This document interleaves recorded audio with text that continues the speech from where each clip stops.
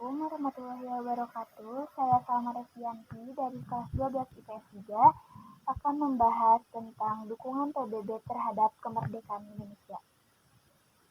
Kontak Indonesia dengan PBB dimulai setelah India dan Australia mengajukan masalah Indonesia dan Belanda untuk dimasukkan dalam agenda Dewan Keamanan PBB tanggal 13 Juli 1947. Tanggal 1 Agustus 1947, DKPBB mengeluarkan resolusi yang mengajak kedua belah pihak untuk menghentikan tembak-menembak, menyelesaikan pertikaian melalui arbitrase atau dengan cara damai yang lain. Tindaklanjuti ajakan PBB, maka Indonesia mengutus Sultan Syahrir untuk menghadiri sidang DKPBB tanggal 14 Agustus 1947.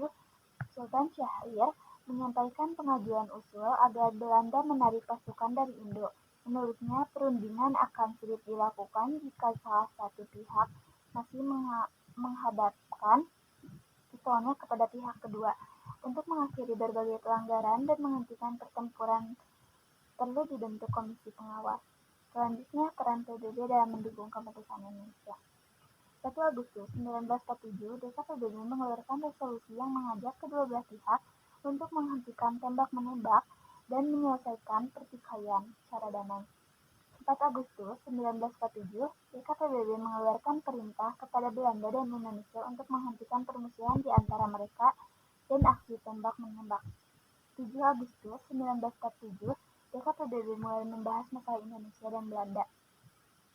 25 Agustus 1947, DKPBB menerima usul Amerika Serikat tentang pembentukan komisi untuk membantu menyelesaikan pertikaian Indonesia dan Belanda.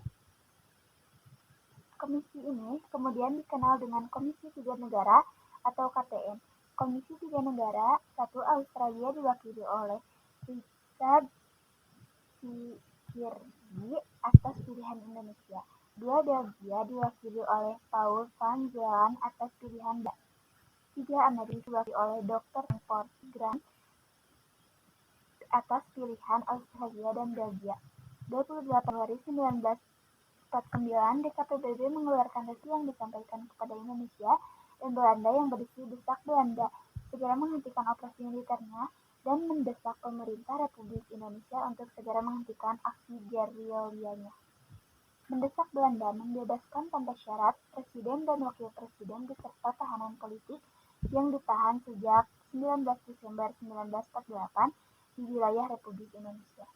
Pengambilan pemerintah Republik Indonesia ke Yogyakarta dan membantu pengambilan pegawai-pegawai Republik Indonesia ke Yogyakarta agar mereka dapat menjalankan tugasnya dalam suasana yang benar-benar bebas. Menganjurkan agar Republik Indonesia dan Belanda membuka kembali perundingan atas dasar persetujuan Linggarjati dan Renville dan terutama berdasarkan pembentukan suatu pemerintah ad interim federal paling lambat tanggal 15 Maret 1949. Pemilihan untuk Dewan Pembukaan Undang-Undang Dasar Negara Indonesia Serikat selambat-lambatnya pada tanggal 1 Juli 1949. Kunci United Nations Commission for Indonesia atau Komisi PBB untuk Indonesia sebagai tambahan dari putusan DK Komisi Tiga Negara diubah menjadi UNCI dengan kekuasaan yang lebih besar dari KTN. UNCI berhak mengambil keputusan yang mengikat berdasarkan suara. Mayoritas anggota UNCI terdiri dari Merle Scotland, Amerika Serikat, Tripoli Australia, dan Hermans Belgia.